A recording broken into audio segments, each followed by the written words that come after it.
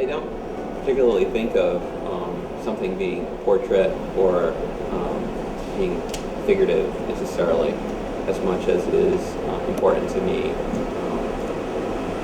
to find what's interesting in how I represent the human image. And it's really more about representation and the kind of iconography that I'm able to establish in that representation of the human image. So I don't think about it as a portrait or as a figure or as being necessarily figurative or anything that becomes captioned in that way. I'm more interested in sort of the larger characterization of what the human image represents emotively in a very specific way, but also in a larger, more grand, universal context.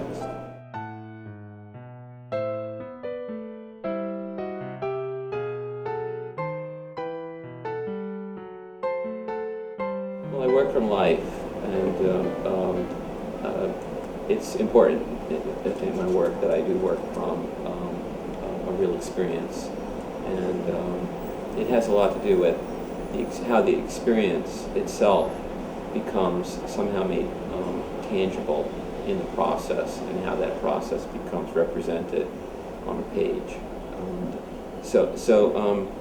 The thing that we're left with begins to feel in many ways like a relic or like a series of marks that become connected to a selective process that is connected to a true and believable experience. And the process, or at least the selective process, is something that can only occur over a sequence of many moments, and how those moments build, and each moment becomes something unexpected. Whereas if you were to take a photograph, it's a 30th of a 40th of a second, and it's just a single moment that image is captured.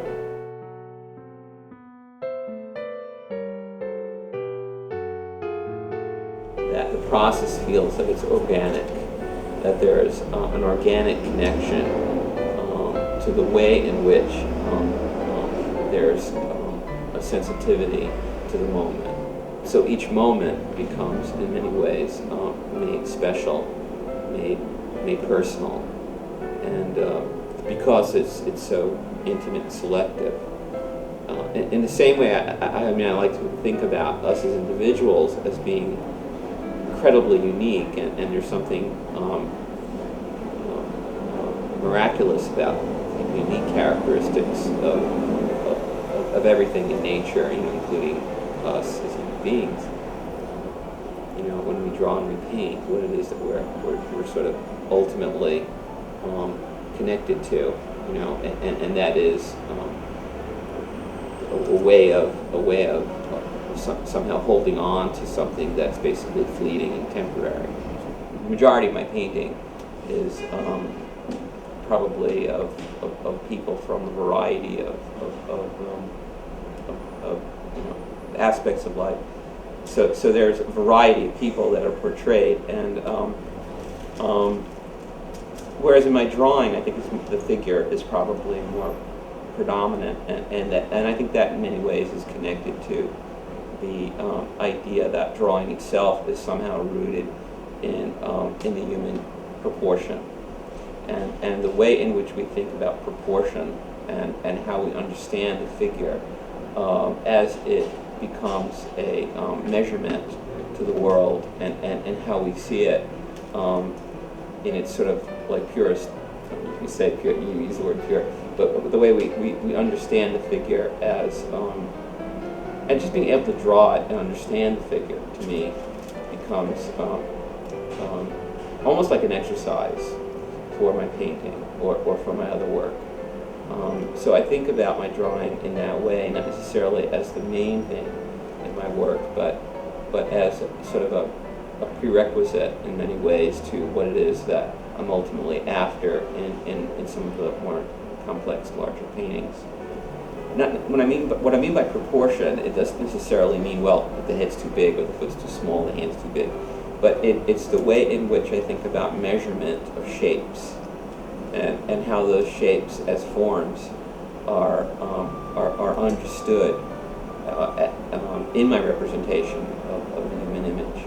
An example would be if you were to paint, let's say, a landscape. As soon as you put a human figure against a tree, then we understand the scale of the tree.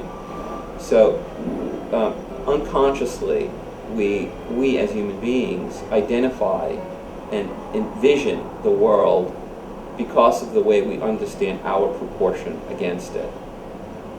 So that has so much to do with the reason for drawing and painting a figure for me, is that it somehow begins to become kind of a connection. It begins to connect on a deeper level how I can understand proportion as it relates from one shape to another or from one object to another. And the most sort of basic form is the figure in order to do that.